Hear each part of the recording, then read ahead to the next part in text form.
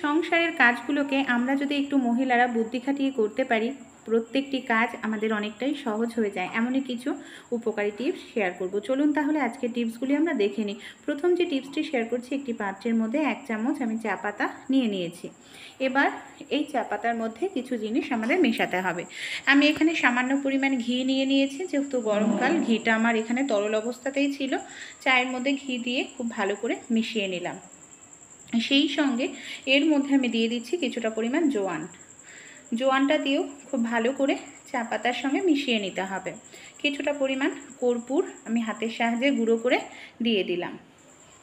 সবগুলো উপকরণ যখন খুব সুন্দরভাবে মেশানো হবে, এটাকে কী কাজে ব্যবহার করব, আপনারা চাইলে বেশি পরিমাণে তৈরি করেও ফ্রিজের মধ্যে বা নর্মালভাবে কাচের জারে রেখে দিতে পারেন, নষ্ট হবে না। এখানে মাটির প্রদীপের মধ্যে মিশ্রণটা আমি ভরে নিলাম।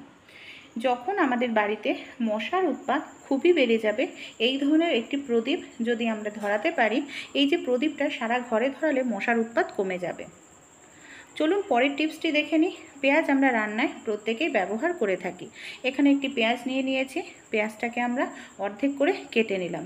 পেঁয়াজ যদি আমরা অর্ধেক করে কাটি, তাহলে কিন্তু পেঁয়াজের খোসা খুব দ্রুত আমরা ছাড়াতে পারি, সময় বেশি লাগে না। সামনের অংশটা কেটে নেব, পেছনের যে অংশটা আছে সেটাকে আমরা কাটবো না, জোড়া রেখে দেব। এবার পেঁয়াজটাকে এইভাবে ছুরির সাহায্যে আমি সাইড থেকে এইভাবে কেটে নিচ্ছি, আর পেছনের অংশটা কিছুটা জোড়া রেখে দিয়েছি। এবার আমরা যত ঝিরিঝিরি করে পেঁয়াজটা কাটতে চাই, তত ঝিরিঝিরি করে কিন্তু পেঁয়াজটা কেটে নিতে পারি। এই দেখুন, আর পেছনের অংশ যেহেতু জোড়া রেখে দিয়েছি, তাই কোনোভাবেই কিন্তু পেঁয়াজটা আমাদের হাতের থেকে বারবার সরে যাবে না। আর একেবারে পেঁয়াজটাকে আমরা ঝিরিঝিরি করি চপারের সাহায্যে, সেরকম ঝিরিঝিরি করে কেটে নিতে পারবো। অনেক সময় ঝিরিঝিরি করে পেঁয়াজ কাটতে গেলে হাত কেটে যাওয়ার অনেকেরই সম্ভাবনা থাকে। এইভাবে কেটে দেখবেন হাত কাটবে না, খুব সুন্দরভাবে পেঁয়াজ কেটে নিতে পারবেন। অনেক সময় রসুনের খোসা ছাড়াতে আমাদের অনেকটা সময় লেগে যায়, আর নখ দিয়ে টেনে টেনে রসুনের খোসা ছাড়াতে লাগে, বিরক্তও লাগে। তাই ছোট্ট একটি টিপস অ্যাপ্লাই করতে পারেন। এখানে আমি একটি যে ছাঁকনি থাকে, আমরা লুচি টুচি ভাজি, ঝাঁঝরি হাতা নিয়ে নিয়েছি। যখন আমরা ভাত ডাল রান্না করি, তার উপর দিয়ে বাষ্প বের হয়।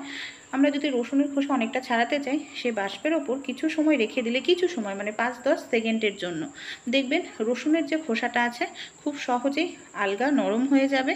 এমনকি আমরা খুব দ্রুত অল্প সময়ের মধ্যে অনেকটা পরিমাণ রসুনের খোসা ছাড়িয়ে নিতে পারবো, সময় লাগবে না। এমনকি আমাদের নখ দিয়ে কোনো রকম রসুনের খোসা টানাটানি করার প্রয়োজন পড়বে না। এই দেখুন কত দ্রুত আমরা রসুনের খোসা ছাড়িয়ে নিচ্ছি, যেহেতু গরম ভাপের কারণে রসুনের খোসাটা একেবারে আলগা হয়ে গেছে। চলুন পরবর্তী টিপসটি দেখে নিই। আমরা যে এখানে গ্যাসের সিলিন্ডার রেখে দিই, অনেক সময় দেখা যায় গ্যাসের সিলিন্ডার নিচে জং ধরে যায়, কারণ প্রত্যেক দিন ঘর মোছা হয়, জল লাগে, আর এই জংয়ের দাগটা সহজে সামান্য পরিমাণ একটু কোলগেট নিয়ে নিয়েছি, জংয়ের দাগের ওপরে লাগিয়ে 5-6 মিনিট মতো রেখে দেব। তারপর পুরনো একটি টুথব্রাশের সাহায্যে জল দিয়ে ভিজিয়ে নেব। টুথব্রাশটাকে এইভাবে একটু যদি ডলতে থাকি, খুব সহজেই জংয়ের যে দাগ আছে সেই দাগটা আমাদের উঠে যাবে, এমনকি মেজোটা পরিষ্কার হয়ে যাবে।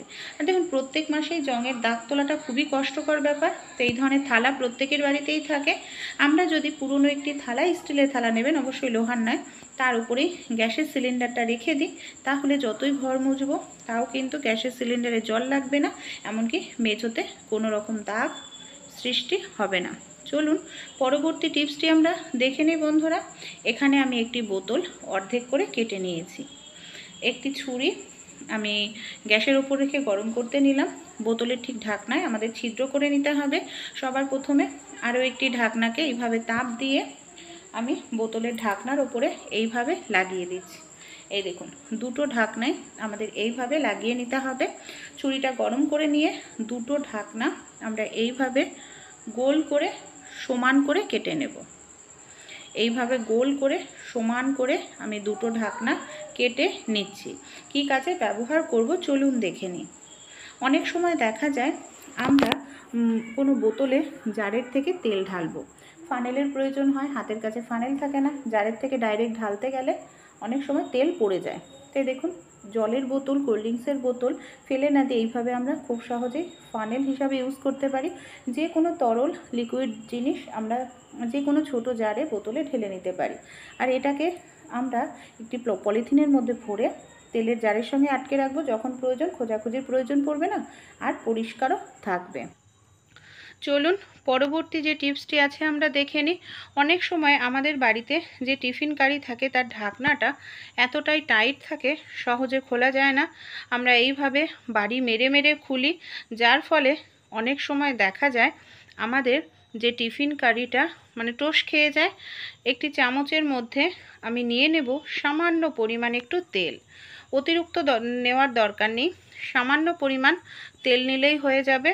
এই দেখুন, সামান্য পরিমাণ তেল নিয়ে আমি এখানে এইভাবে একটু ঘোরাচ্ছি। তেল নিয়ে এইভাবে ঘোরানোর কারণে দেখা যাবে খুব সহজেই টিফিন কারিটা ঢাকনাটা স্লিপ কাটবে, এমনকি আমরা খুব সহজেই কিন্তু এটাকে খুলে নিতে পারবো। এই দেখুন, চার সাইডে তেল রয়েছে, কত সহজেই ঢাকনাটা আমি খুলে নিতে পারলাম। চলুন তাহলে পরবর্তী টিপসটি আমরা দেখে নিই। অনেক সময় আমরা যখন মহিলারা লঙ্কা কাটি বা লঙ্কা বাটি, যে সমস্যাটি আমাদের হয়, দেখা যায় হাত জ্বালা করে। তাই লঙ্কা কাটার আগে যদি আমরা সামান্য পরিমাণ হাতে তেল লাগিয়ে নিই, তারপর লঙ্কাটা কেটে নিই বা লঙ্কাটা বাটি, তাহলে কিন্তু আমাদের হাত কখনোই জ্বালা করবে না।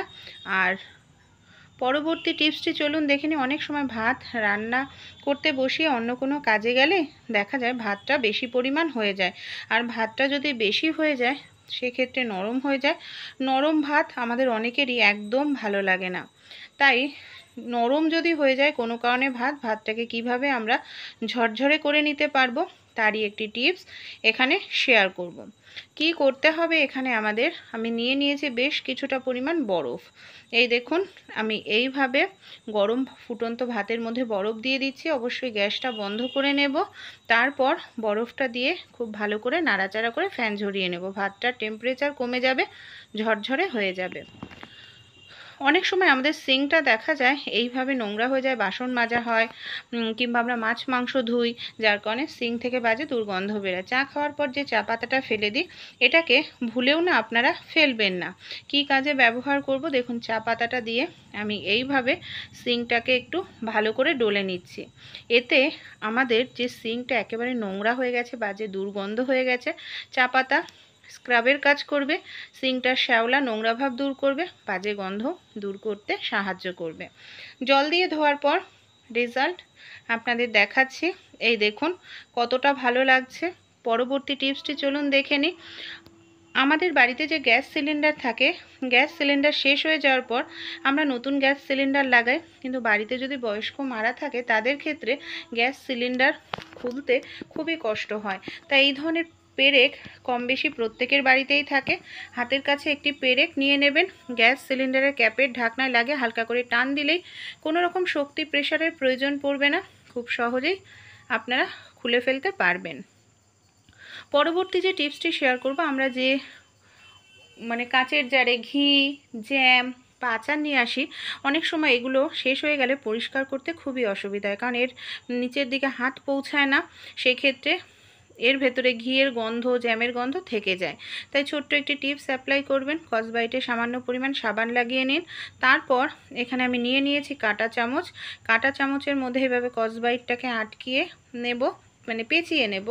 তারপর গার্ডারের সাহায্যে আমি এখানে খুব ভালো করে এটাকে পেঁচিয়ে নিচ্ছি। এইভাবে পেঁচিয়ে নেওয়ার পর তারপর যদি আমরা এই কাঁচের জারটাকে পরিষ্কার করি, খুব সুন্দর পরিষ্কার হবে। সেই সঙ্গে কিন্তু আমাদের এখানে যে ঘিয়ের গন্ধ কিংবা জ্যামের গন্ধ সেটাও থাকবে না। এইভাবে একটু ডলে নেওয়ার পর এবার আমি আপনাদের নর্মাল জল দিয়ে এটাকে ধুয়ে দেখাবো যে কতটা সুন্দর আমাদের পরিষ্কার হলো। ভালো লাগলে টিপসটি অ্যাপ্লাই করতে ভুলবেন না। অনেক সময় ভাত রান্না করার পর ভাতের যে গরম ফ্যান বা মাঠটা থাকে সেটাকে আমরা সিঙ্কে ফেলে দিই। এতে কিন্তু আমাদের পাইপের ক্ষতি হয়, কারণ সিঙ্কের পাইপটা প্লাস্টিকের থাকে, অনেক সময় লিক হয়ে যায়, অনেকটা টাকা খরচা করতে লাগে। তাই যখন আপনারা ভাতের ফ্যান বা মাড় ফেলবেন, অবশ্যই যে সিঙ্কের কলটা আছে সেটাকে খুলে নেবেন। তাহলে দেখবেন এতে কি হবে, যে গরম ফ্যানের টেম্পারেচার। অনেক সময় ভেন্ডি ভাজা করতে গেলে দেখা যায় ভেন্ডিটা একেবারে ভেঙে যায়, বিজল হয়ে যায়, লোদ লোদ হয়ে যায়। তাই ছোট্ট একটি টিপস অ্যাপ্লাই করবেন। যখন আপনারা ভেন্ডি ভাজবেন, আপনারা এই কাজটি করলে দেখবেন কখনোই আপনাদের ভেন্ডি লোদ লোদ হবে না, বিজল হবে না, একেবারে ঝরঝরে সুন্দর ভাজা হবে।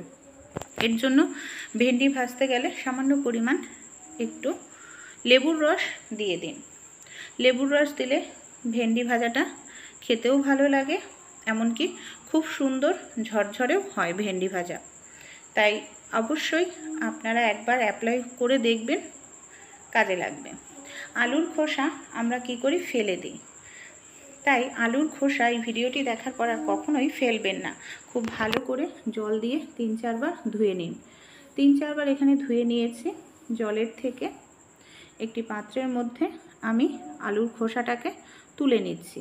এবার আলুর খোসাটাকে যেহেতু বড় বড় রয়েছে, তাই একটু ছোট পিস করে কেটে নেব।